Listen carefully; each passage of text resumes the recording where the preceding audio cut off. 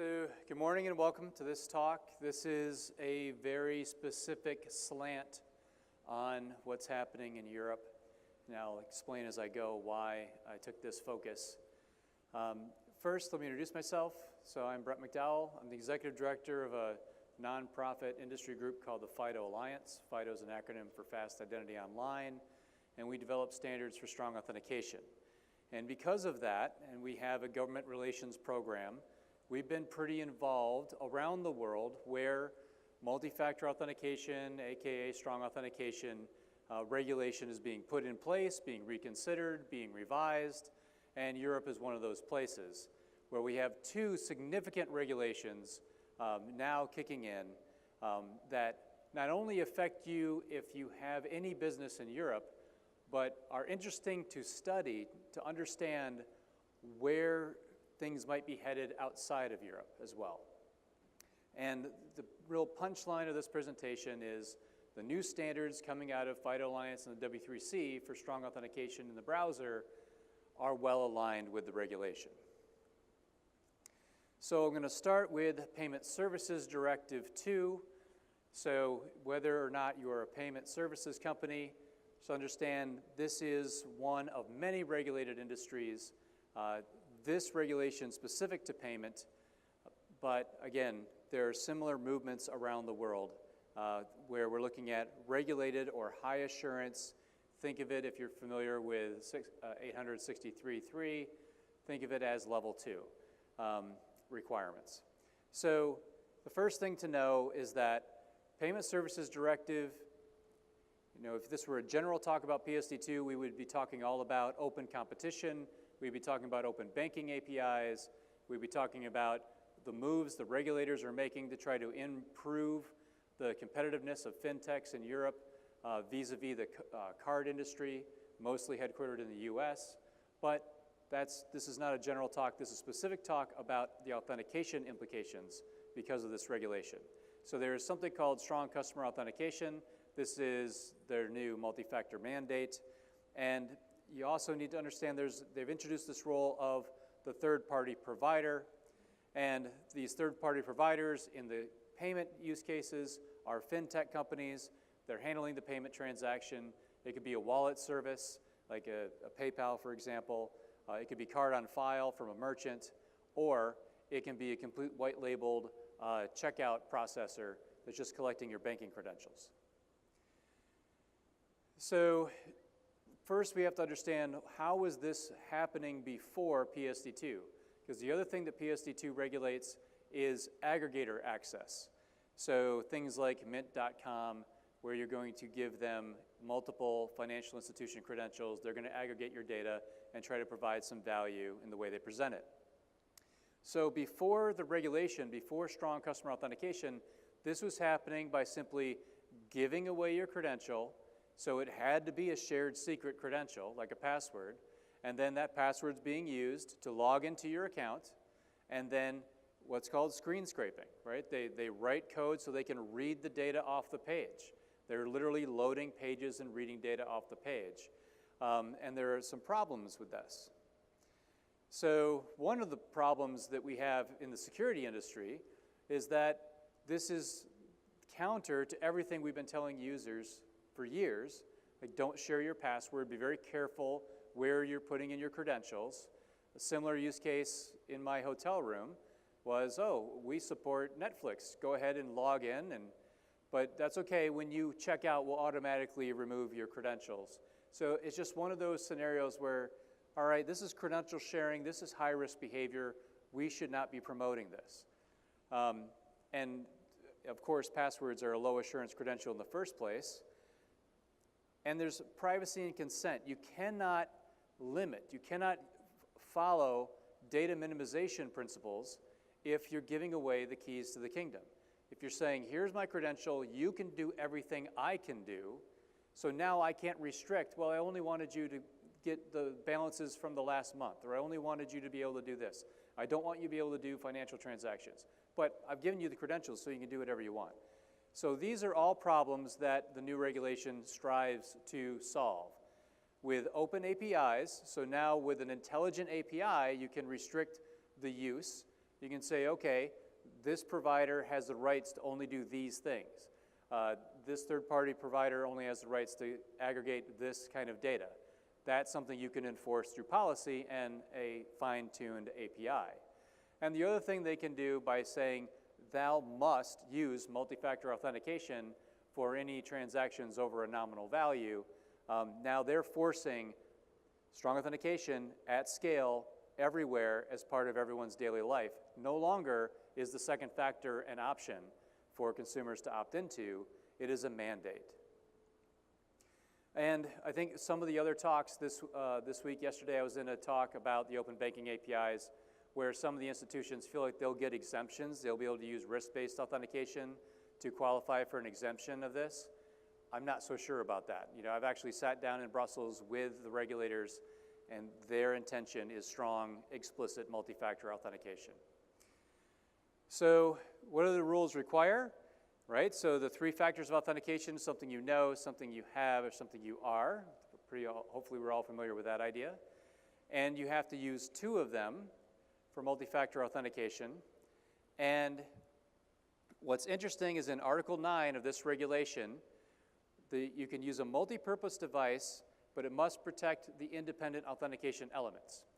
So the reason we got involved is because the first draft of this regulation said that the different factors of authentication had to come from separate devices or channels. That means a 2-screen experience, that's a bad user experience, and it kind of bakes in one-time passcodes as your second factor because that's all they thought about when they were writing the rules. That's all they had to go on. So we had to educate them, what's this new standard coming out, what's this new public key crypto solution, how would this work?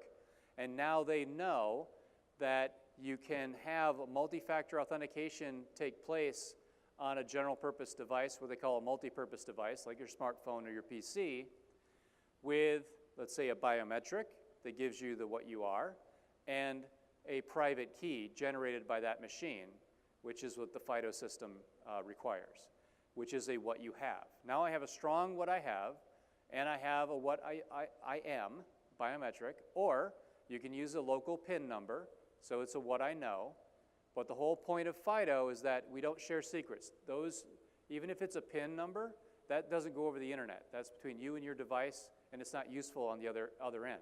That's just for you to unlock your private key to sign transactions. So they changed the regulation. Article 9 now reads, for the purposes of paragraph 2, the mitigating measures shall include each of the following: the use of separated, secure execution environments through the software installed inside the multi-purpose device. So they're saying you can get both factors of authentication through a multi-purpose device, but you have to be using a restricted operating environment to protect those factors.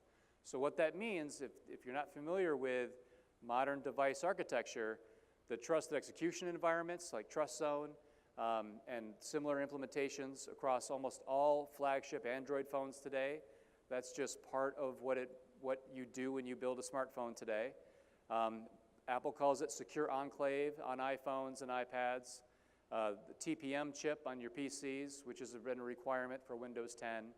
So all modern devices, pads, phones, and PCs have this ability. So yay, now we can comply with strong customer authentication and only ask the user to touch a fingerprint sensor or look at the camera. That's great. Now we have a great user experience. The sky isn't falling. We don't have to have an OTP generated that I have to go grab and copy or type in every time I do a transaction, because that really sent a lot of fear through e-commerce across Europe. So some key dates around PSD2. So unlike GDPR, this is not yet in effect. This takes effect March of next year, but the banks have to have their APIs built and ready for testing at least 6 months ahead of time, because there are fallbacks. If the banks drag their feet and they don't build the API, if they don't implement strong customer authentication that's using a modern system, then the fallback is username and password and screen scraping. And the regulators, remember, their intention here is economic development for their own fintech industry. They are really prioritizing the role of the third-party provider in everything they do. So banks really do need to do a good job of this. So requirements around the user experience. There are different ways to implement this flow that are worth noting. There's a redirect model, there's an embedded model, and there's a decoupled model. So the redirect model is what I know attendees at this conference are very familiar with. That's federation, that's web single sign-on. I get redirected to my IDP, I authenticate there, I get an access token, I come back into the application. The IT industry that's been involved in trying to show Europe how to implement this are pushing redirect as the best way, and hopefully the only way to do this. The decoupled model is basically an out-of-band push notification. So I'm at the site, I give kind of a weak authentication factor to let you know who I am, and the third-party provider on the back channel protocol to the bank says, challenge the user, and the bank can do a push notification. I can authenticate on my mobile app. It's out of band, it's vulnerable to phishing and man-in-the-middle attacks, so decoupled is not the way to go either. So we all try to show that redirect's the way to go. However, remember the emphasis is for the fintech industry to thrive. And the fintech industry has an issue.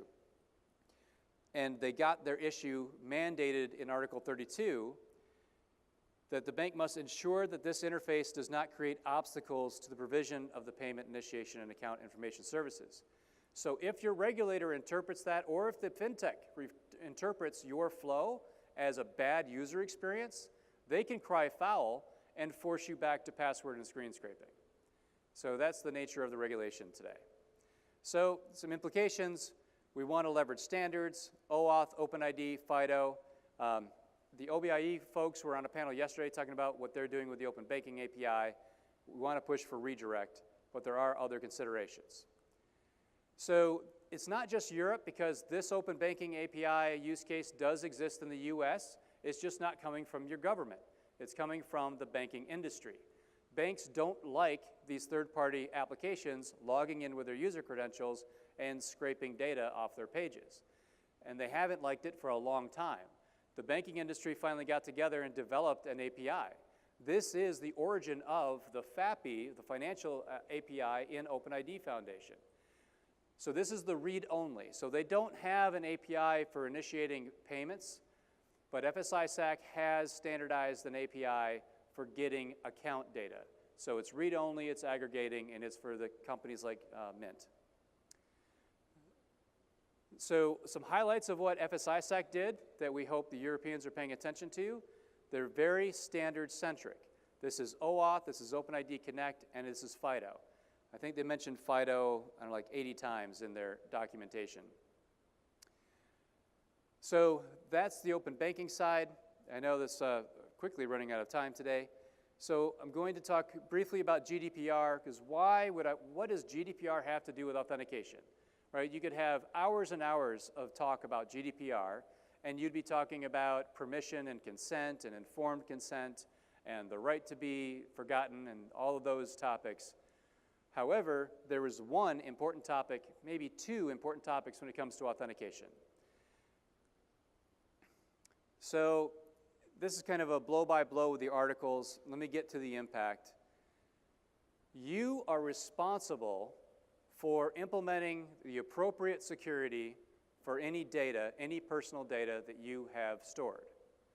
So you might say, oh, I've done the risk analysis, and the regulation does talk about risk-based assessment of what security is appropriate.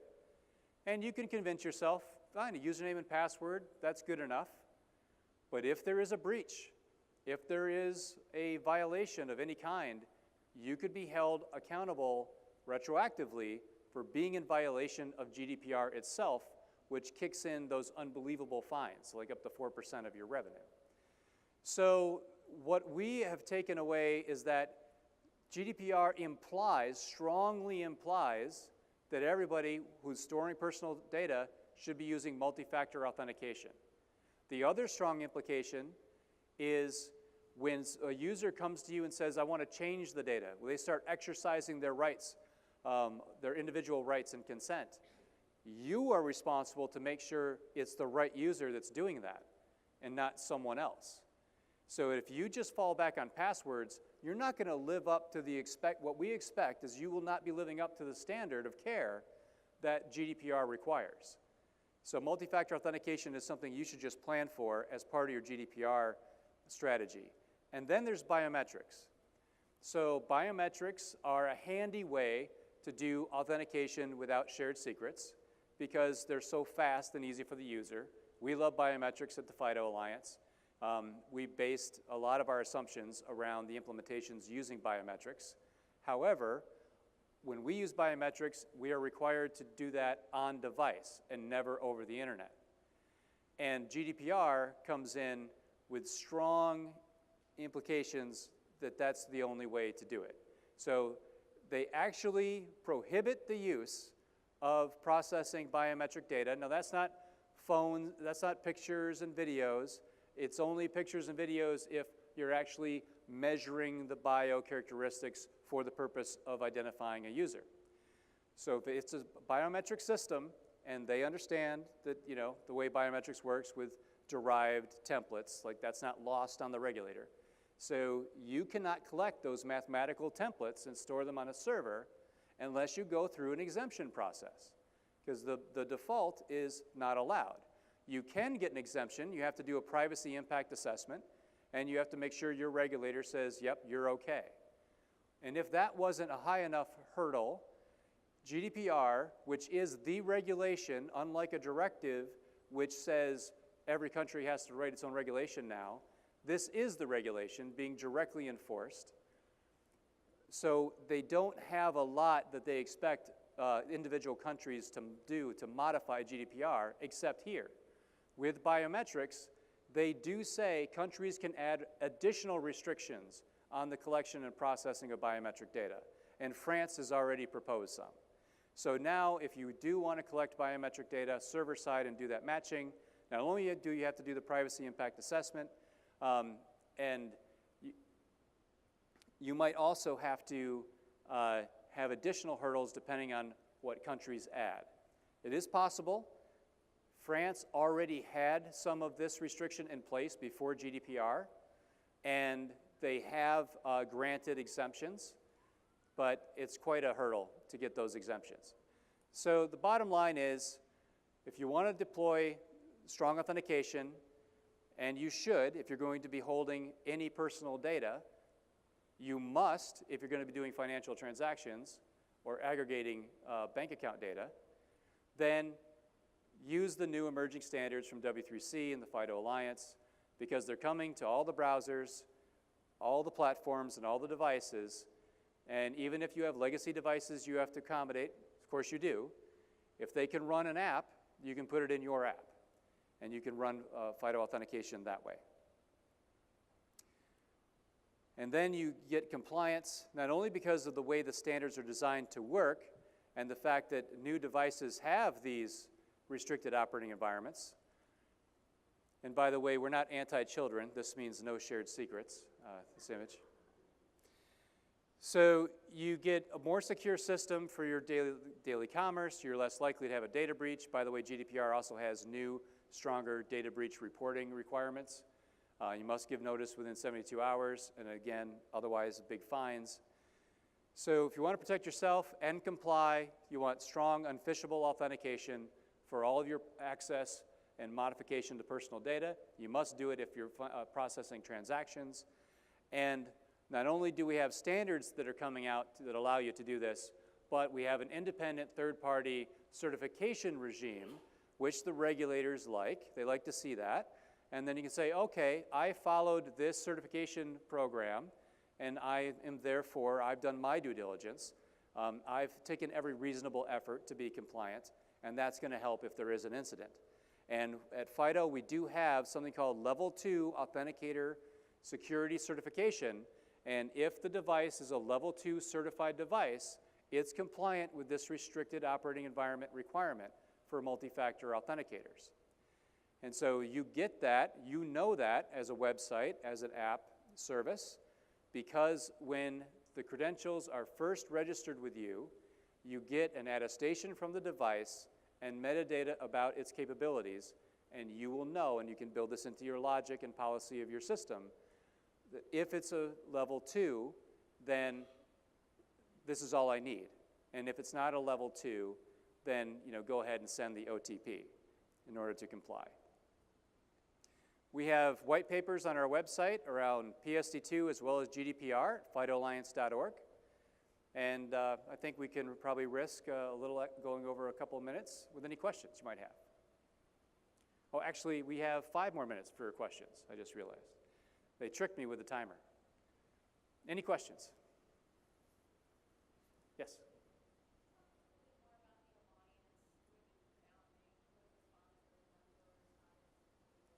Okay, sure. So I'll repeat the question. This question is, tell me more about FIDO Alliance. So FIDO Alliance was formed in 2012, announced in 2013. At the time, there were just 6 companies involved. So some of the key founders were PayPal, Lenovo, a biometrics company that has since been consumed into a conglomerate, and another biometrics company, a startup company called Knock Knock Labs, which is exhibiting down on the show floor, whose business is all around this new technology.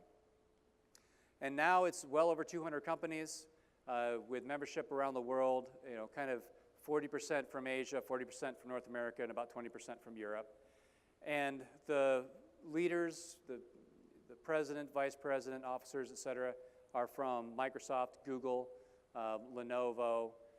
We have MasterCard, Visa, American Express, all members of the board, PayPal, Bank of America, USAA, ING, Chase, so a lot of the banks, all the big payment companies, Alibaba, Amazon, Facebook. So it's the tech leadership, as well as the people making these secure components that are going into internet-connected devices, like Qualcomm and Intel and NXP and ARM. They're also all actual board members of the Alliance. Any other questions about kind of what's happening in Europe or how it might affect you? Yes?